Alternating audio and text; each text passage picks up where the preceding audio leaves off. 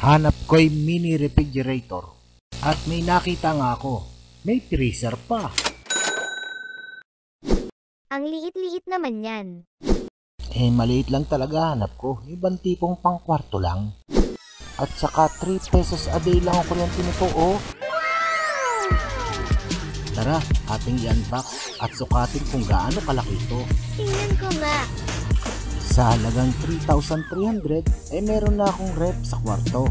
Pwede kong dalhin kahit saan.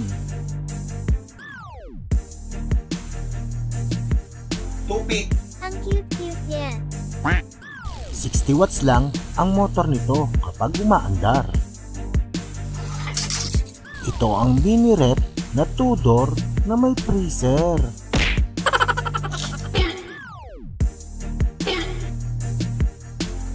Ang cute-cute niya.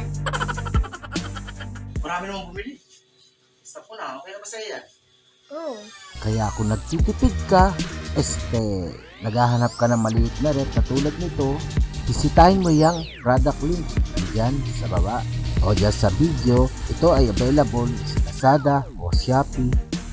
Ganito yung yellow niya after 12 hours.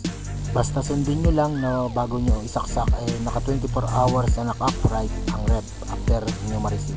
At napag-yellow naman niya ang produktong ito. Kung may mga katanungan ay bukas ang ating comment section sa baba. Huwag mag-atubili magtanong at narito tayo at pipilitin natin sagutin. No Inside Gadget.